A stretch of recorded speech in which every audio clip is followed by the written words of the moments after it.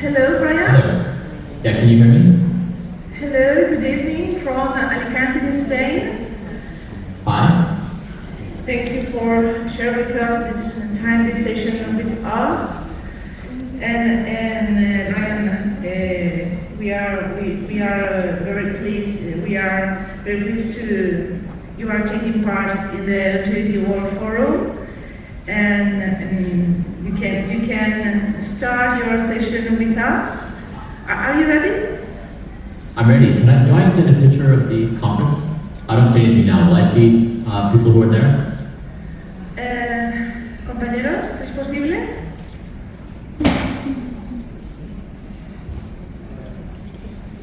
I must ask for the...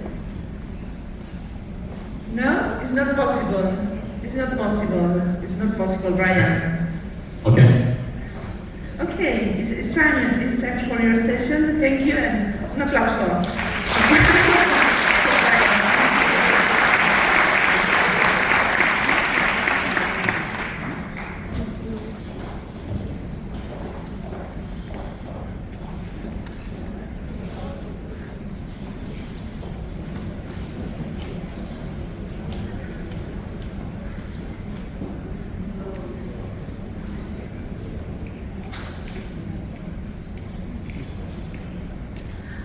Bryan? Yes. Can you listen? Can you listen to me? I can hear you now, yes. Yes. You have a speech prepared for the session? Or? I can speak, yeah. I mean, can people hear me? I currently have no idea what's happening, so I can't see anybody. I don't know the context of the situation. Maybe you could help me out. I can't understand. You wanted to know the context, the context of the forum. This Yeah, was so the first day focus on the science of the, and we wanted to know your experience about the creative blueprint, which consists of, and why it is important in this area, the relation between projects like blueprint and the treatments applications for the longevity. Yeah, okay, cool. All right, and so everyone can hear me? Yes. Okay, great. Absolutely. Hi, cool. Yeah, just so you're aware, I can't see you, so I don't understand who's in the room and what the energy is, so I'm just gonna be flying blind. I hope this is okay for you. Please feel free to interrupt me if this is not what I should be talking about, but maybe I'll just take a quick step back and give you some context on why I'm personally engaged in this. So when I was 21, I made this goal of trying to be useful to the human race and do something that the future would appreciate. I really enjoyed reading biographies and reading about people and groups throughout history who did really cool things. And so I succeeded in that goal, fortunately, in selling my company at age 34, running through demo. I made a few $100 million. And so the question was, what do you do? Like if you actually have a chance, like you have resources to go do something. And so I thought about that question for 10 years. And I did some things in between. I did an investment fund looking at deep tech. I invested in synthetic biology and genomics and precision chemistry, etc. And then also did a brain interface company. But then the thing that really did it for me is I did this thought experiment that I imagined being present in the 25th century. And I'm there amongst them listening to them talk amongst themselves, like what happened in the early 21st century that allowed humans to thrive in this part of the galaxy. And to me they say, oh, of course, like Homo sapiens in the early 2020s, they figured out that death was no longer going to be inevitable, that they were acquiring the technological ability to prolong their lives to some unknown horizons. And so even though we, Homo sapiens, can't necessarily see exactly how we're going to solve all these complicated problems, the trend lines are very, very clear that we are at this inflection point as a species. And that's what Blueprint and Don't Die is about, it's contemplating that we are at the most significant point of evolution in our history, will probably experience something like hundreds or even thousands of years of evolution equivalence in some abbreviated time frame. And so the question is, can we be equal to this moment and map a future where we're still going to thrive as a species?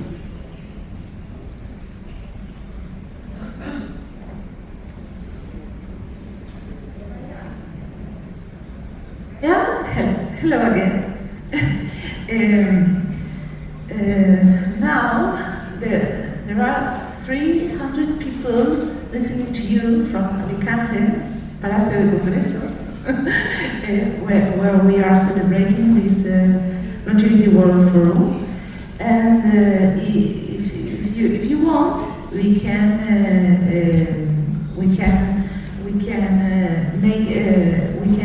make you some questions from the audience. That would be great. Okay. Now it's turn to share some questions. Yes, that would be great. Hi, Bryan. This is Jose from Madrid. We had the pleasure to have you 2 weeks ago also talking to us. So we know many of the things that you are doing. So I wanted to ask you, because we are here in Alicante, and there is a lot of olive oil, and we love olive oil. Can you tell us about snake oil? Can you tell us the story about snake oil?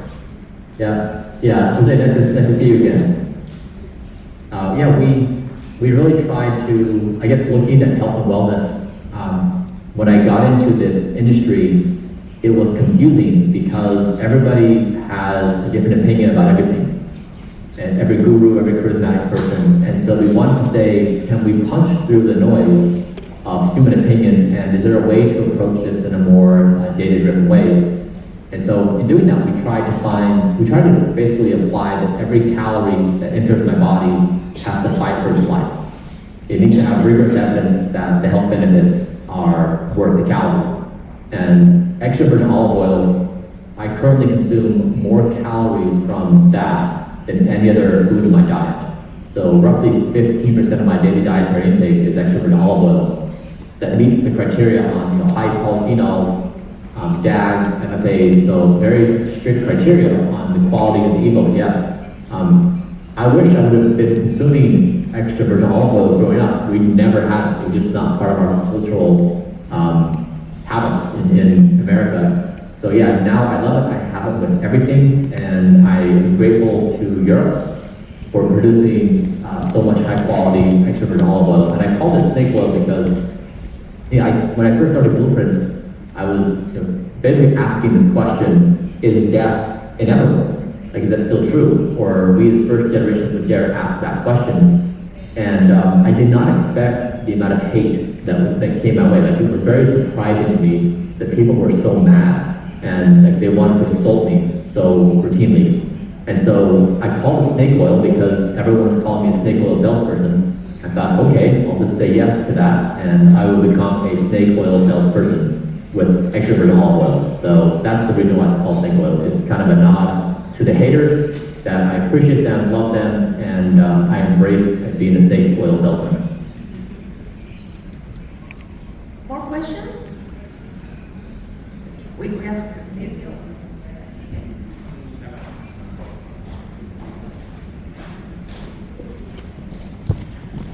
Hi, Bryan. Thank you so much for joining us here. I thought I'd just give a little more context on the situation. You're talking to a lecture theatre student of people in the School of Doctors. So there's a lot of doctors here. And I think a lot of people would like to know what your top list of advice you can give patients that will have a big impact on their longevity. Thank you. Yeah, thank you. Nice to see you. I guess my observation in doing this for the past few years is that the culture of health is really a deep psychological one. I know, for example, in the community I came from in entrepreneurship, that if you want to be a hero as an entrepreneur, then the path to that hero is that you grind your way to unhealth, which means you don't sleep well, and you want to tell stories of yourself that you sleep under your desk, or that you get by on 3 hours of sleep, or that you work 20 hours a day, or that, you basically just run yourself ragged. And so there's this mythology that people who work really hard in life and accomplish great things do so at the expense of their health. And that, of course, causes all kinds of problems. We all know that when you're not well slept or well nourished or exercising, your health is going to suffer. And so I have found that the most significant entry point for most people is to help them realize that they're living a myth, that they will be a better entrepreneur, they will be better at their profession, they will be a better parent, they will be a better friend if they're making health their number one priority. And that being mindful of your health does not come at the cost of professional success. Because a lot of people believe that if they prioritize sleep, if they get 8 hours of sleep at night, they're somehow falling behind. So it's been giving people permission. You can sleep 8 hours a night and be proud of it, and you can work on epic things and be a successful person. But it runs so deep psychologically, because then otherwise, if you don't address that core psychological limitation, if you're discussing anything like sleep and diet and exercise, it just like goes over the person's head because they're so focused on like their social standing in the tribe. Do they have people's respect? Are they as accomplished? Are they making as much progress? Everyone's looking at a comparison basis. So for me, that's really been the biggest thing. It's actually not health. The topic is not health. The topic is psychological, and it's one's social standing in the tribe as it relates to how they're signaling their behaviors to others. And then once you punch through that, and the person can basically get stabilized and say, okay, I can actually get sleep and diet. Actually, I think you can talk through like, how do you get sleep? How do you have a good diet? How do you exercise? But it's otherwise, there's just no progress. That's my take. I would love to hear your experience, but I thought it was going to be like, if you help people understand these health principles, they're willing to engage. It's not. Like, humans are much more motivated by status and power than health. Bryan, hello. I'm one of the 300 people sitting here looking at you, and it have to be a little bit shocking for you, not knowing and seeing everybody. I empathize with what you're living right now. So basically, I was reading your biography, and what you mentioned now is, I think everybody, I had the pleasure to work in neurology for many years, and basically 99.9% of the population is suffering from some neurological diseases, right? So insomnia, depression, you name it, you get it. So, and I was reading your biography, it was really interesting, and you look younger than your age, actually, and you did that many infusions, blood infusions and transfusions, sorry. And tell us a little bit, what is your dream?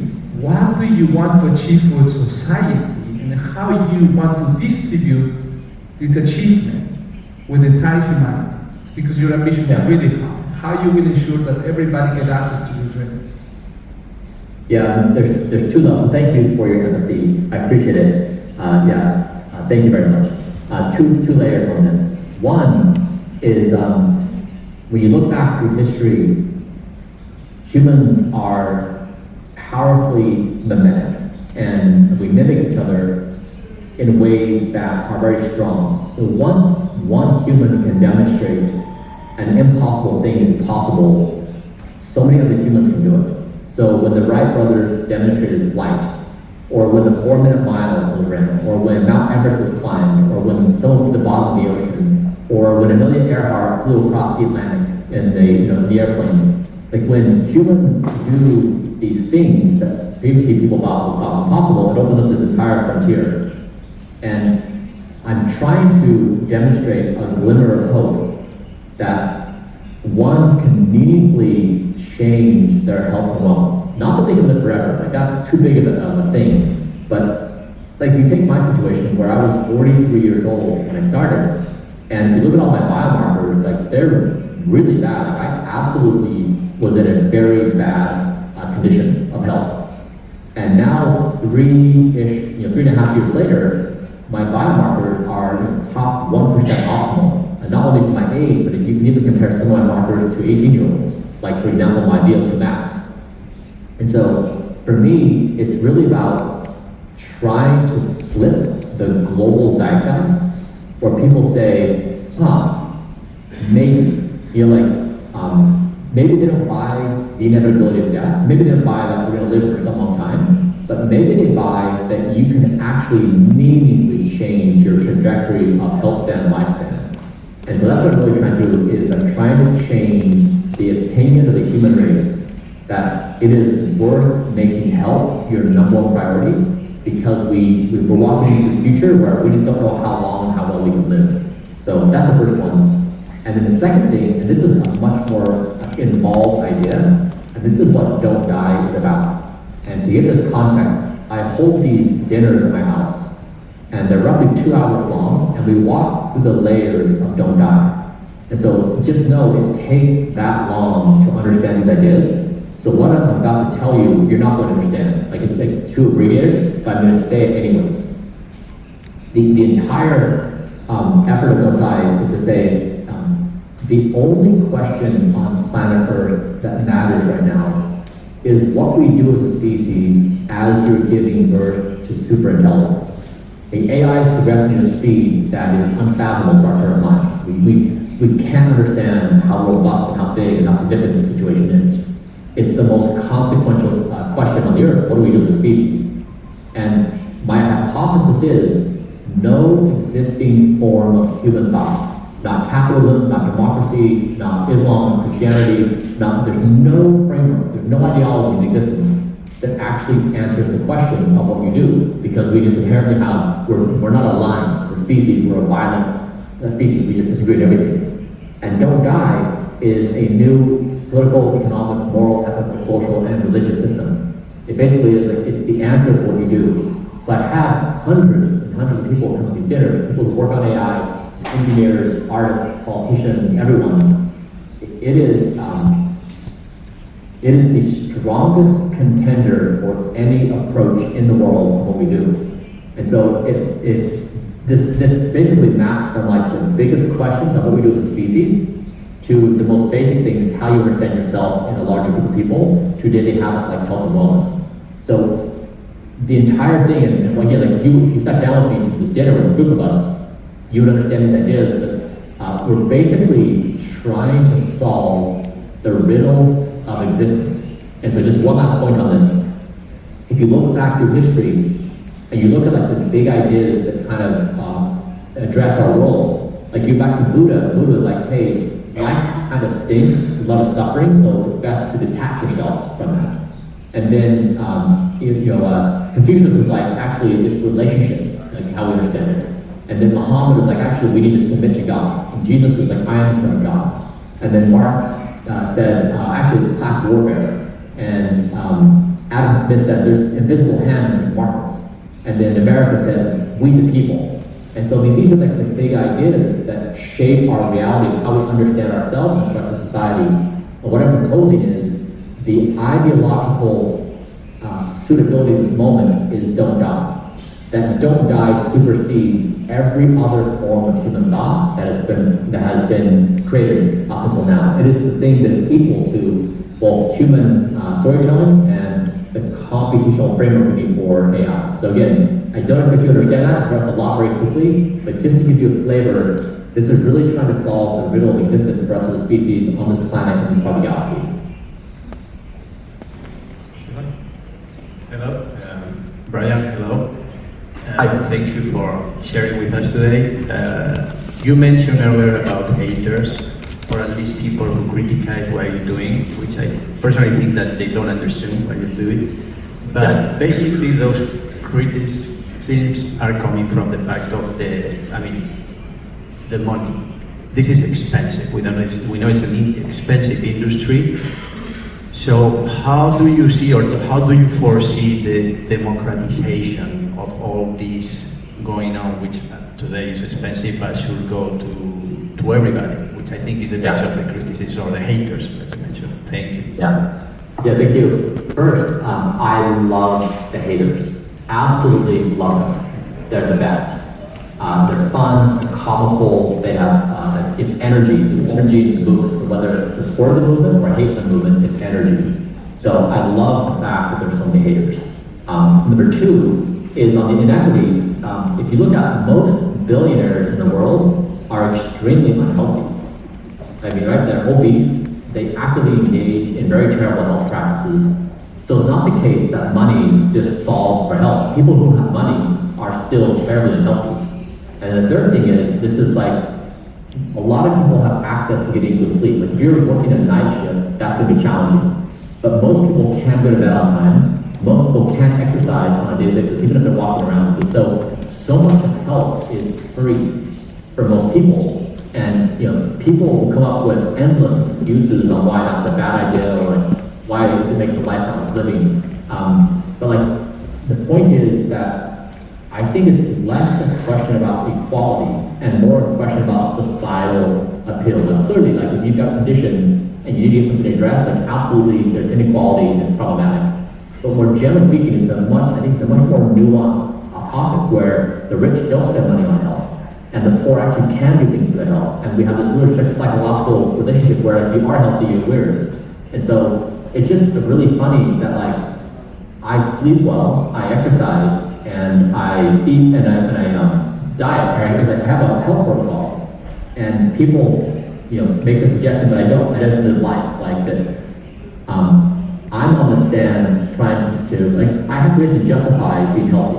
That's the default position is that I'm in the wrong. So it's just really a time and place for our culture. Our culture is going to shift very soon, where health is going to be the default.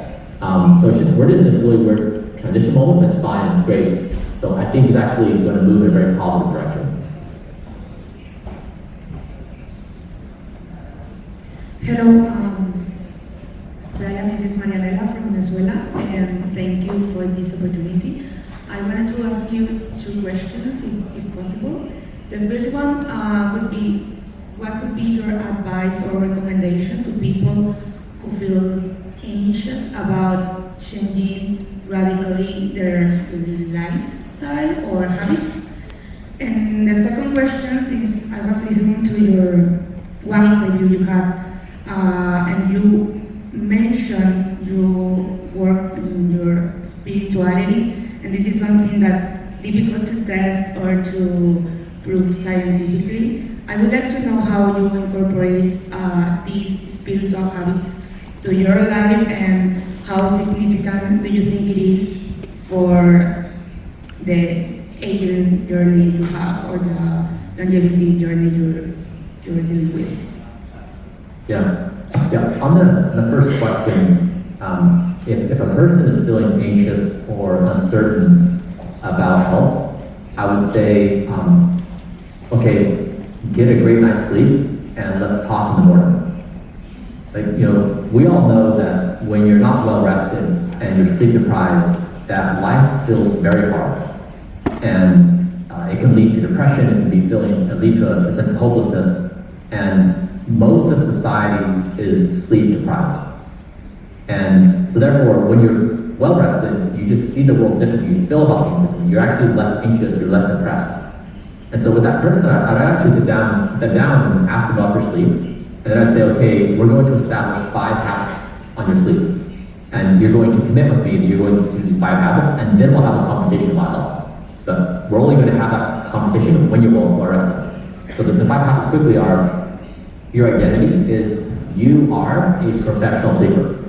So just like you take your profession seriously, like you are a doctor, and you are serious about your doctor's status, like how hard you work, how pristine you are in your approaches, like you really care about it. The same is true for sleep. You are a professional sleeper. You don't just sleep when you have time, or when you're done watching the movie, or like when you get to it. You have a rigorous plan to have high quality sleep. Number 2 is you eat at least 2 hours before bed, if not more. I currently eat 9 hours before bed because it allows my body to have completed digestion. My resting heart rate is down to 46. It's the best predictor of my sleep quality. So just start 2 hours before bed and work back. 3 is to be consistent every night, plus or minus 30 minutes. The body loves routine and consistency. 4 is screens off 1 hour before bed, and best if you like dim light environments or have red light. And 5 is a wind down routine. So every night before I go to bed for 1 hour, I settle my body down from like a high state of work to a calm state and get my body ready for bed. And that allows me to sleep through the night. So there's more details on this habit. But first I would say like, you need to master those things. And then I'd say for spirituality, I grew up in a deeply religious environment. And like your entire reality is built around that. I would say I'm spiritually more healthy now than when I was in a highly religious environment, where you basically, you're spiritual to the point of your health detriment.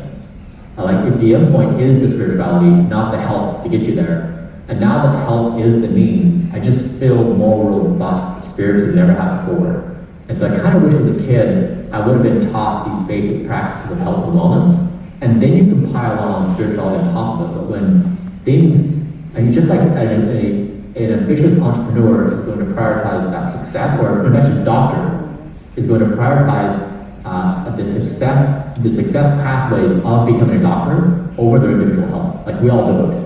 And so I'd say that like really it's a priority stack of health and wellness number one, and then our other objectives in society and in life comes second.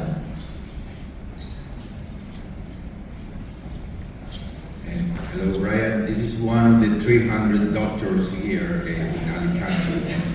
I'm Vincent Mayer from Shawell's Clinic. I would like to ask you a couple of questions. Number one is, we love miso soup as a part of superfood. Is it any room in your diet for miso soup? Is my first question, because we love that and we have a lot of good experience with that. Number two is that we define, well, the World Health Organization define health not only as the absence of illnesses or infirmities, but also as a complete wellness physically, and I know that you physically are perfect, mentally, and I'm not sure if, I would like to ask you that question, if one of your biomarkers check your mental situation in terms of stress, anxiety, obsession, these sort of things. And number three, social, because your way of life, unfortunately, ruined your social life. Because we like to talk to here personally. It's very difficult for you. So, what is your idea about this whole evolution of the concept of health and longevity? Is not only to live longer physically, but to complete with the other two things, mentally and socially. Yeah. Thank you. So one, miso soup is great. I love it. So that's good news. Number two is that, yeah, my mental health, we do quantify it through questionnaires and other markers. I actually do it through MRI and also brain scans with my company Kernel. So my mental health has never been better in my entire life, ever. It is more of us. I am so steady in times of stress. I'm fine. I don't get down in depression. I'm just better. I'm more robust than I ever have been in my entire life. And so my data shows that I personally subjectively say that it's like life has never been this good and stable. So I think we're winning there. On social, the same is true. My social life has never been better in my entire life. Like I have friends who basically have said, we will work with you in your schedule. I go to bed at 8:30 p.m., so they'll do dinner at 6 or 6:30. So I have a core set of friends, we do things actively, I have hobbies. So there's an assumption that people make that somehow my routine doesn't allow for social ability. It absolutely does. And so I would say mentally, socially, physically, I've never been better off my entire life. And these are the kind of practices that I'm trying to suggest we all do, which is the pursuit of ambition and these markers of success at the cost of everything else, of health. It just is not worth it, and it has this big blowback. So I'd say yes, I think I'm getting a 10 out of 10 score on health, mental health, and sociability of what I'm doing.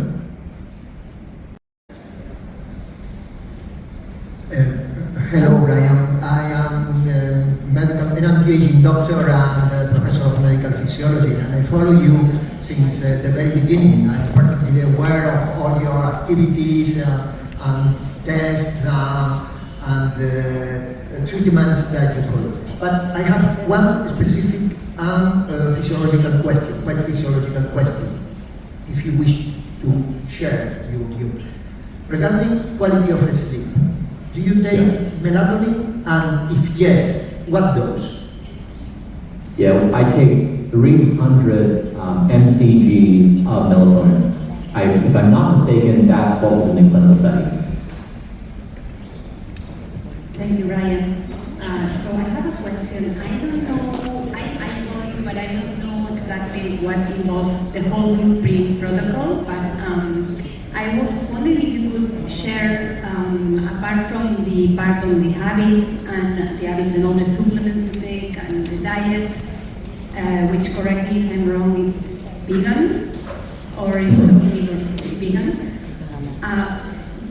Have you done, or would you consider doing, and what's your opinion about that, any telomerase lengthening therapy, and any gene therapy, and have you done it, or is in your, what are your thoughts about that? No? Because there's this debate about this therapy and also the fine line with the dangers of also going too far and with cancer. So yeah, if you could share your thoughts about that, thank you. Yep. So I did my first gene therapy. I did mini circles, follistatin gene therapy, where they have a plasmid. We've been looking at gene therapy for the past 3 years. Obviously, it's one of the best performing lifespan extenders, and most of the gene therapies up until today are primarily AAV. So I was going to get telomerase, clotho, and follistatin gene therapy via AAV. AAV9. The problem is I have AAV9 antibodies. And so we were trying to figure out if I could do pheresis and filter out my antibodies, then do the therapy. But it was just too hard to build that filter. And it's also, once you do AAV, you just can't turn it off. And so it's a higher risk scenario. So we decided to go with the plasmid that Minicircle has, because there's a possibility that you can turn it off with tetracycline. And then also you could do, then basically it's designed to be done in 18 to 24 months. So we did diligence on this. We had a former FDA official, we had 3 biotech entrepreneurs, George Church. So we tried to pull in the best to come in and evaluate it. To the best of our ability, we think it's safe. With these things, of course, we never know. But we thought it crossed some minimal threshold of safety. And whether it's going to be efficacious, TBD. But I did see once I had the therapy, we had a baseline level of my follistatin levels, and then 2 weeks later, my follistatin levels increased up by 160%. Over 6 months, my muscle mass improves by 7%, and my speed of aging, as measured by the Denudin pace model, the 3rd gen epigenetic clock, dropped by 10% to my lowest ever of 0.64, which is one of the best in the world. So I think it's interesting that we now have these plasmid-based gene therapies we can contemplate. Then I think the other question you asked, was gene therapy, what was the other one?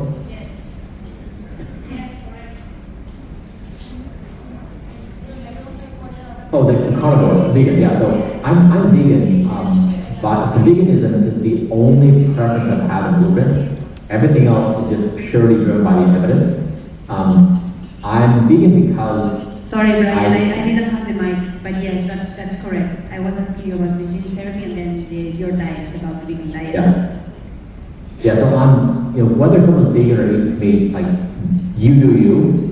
In the world of health and wellness, you just can't talk about veganism and meat in any kind of way. It doesn't just ignite absolute warfare. Like, people just go crazy on this topic, and so I just don't talk about it. It's not worth bringing up, it's not worth debating, it's not worth trying to look at evidence. Like, it's just a topic that is so emotionally caught up that I just don't want to be in it. I'm vegan because I think we want to be what we want AI to become. And when we're the most powerful form of intelligence on this planet, and what we do with other forms of intelligence is meaningful. Now, this is my opinion, it's my imagination of the world. And so when we give birth to AI, I think we're going to want to be seen as a species that treats other conscious existence or other existence in a certain way. So that's entirely a philosophical and ethical position of mine. But as to the evidence of science, it's the only thing I have is a preference. Everything else is just pure data. And so I really try to stay out of the debate, and I try to think about this like the biggest possible picture of intelligent life. Thank you. Hello, Bryan. Gabriela, I'm a fan of you. I'm so grateful that there is people like you in this world. I'm a health coach in functional medicine, and would like to have your thoughts around how to best work with the system, healthcare system around the world that is focused on sick care instead of health outcomes. What strategies or thoughts you have in order to work together to make this more prevention, and obviously enhance quality of life of people? Yeah, so I think,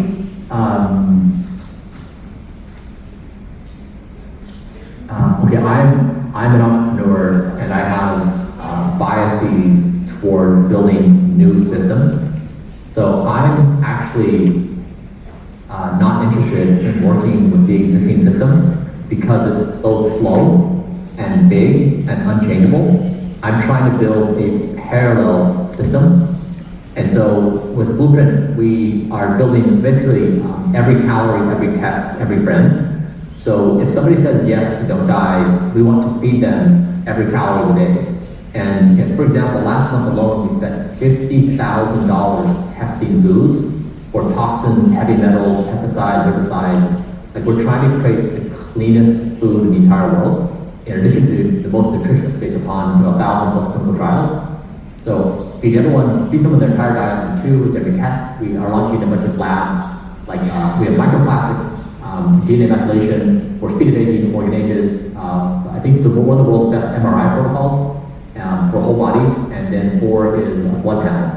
And so with that, you're getting pretty robust measurement. And then 3, we have a community of Don't Die. It's an app we have where you can have an in-person group of friends engaged in health habits, accountability, but like a weekly ritualistic gathering to get together to do these things, to make it just part of culture and norms and community, where your friends and your community is built around health and wellness. So we're trying to build a new system of health, like practically with food, practically with testing, and then in real life with the community. And then in time, I'm sure we can bridge to the more traditional health system.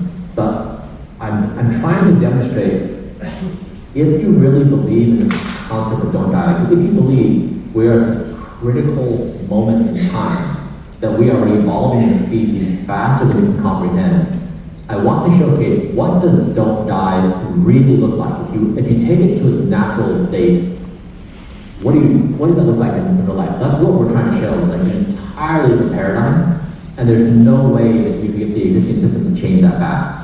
So again, in time, I think it's thought we could talk to them and cooperate, but now we're trying to create this, we're trying to get to show like, what would the norms of health and wellness be like in 2050 or 2040, and do it right now. So we're really trying to make that very hard contrast versus like this very small incremental gain, which is like, as we all know, changing the existing system is going to be, it's a long, slow, hard process.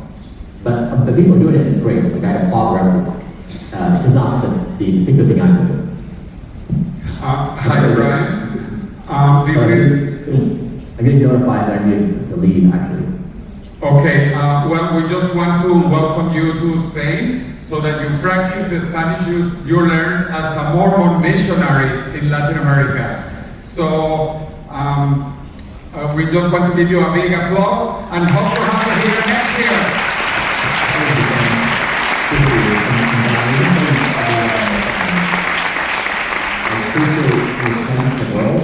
Being a doctor is an insanely hard job. I couldn't do it. I have immense respect for you of what it took to become a doctor and your devotion to do this day in and day out. I'm sure that you're just normalized to your life, but from me looking from the outside in, I just have immense respect for you. So thank you for being you in the world. Really appreciate it. Number 2 is I'm your friend.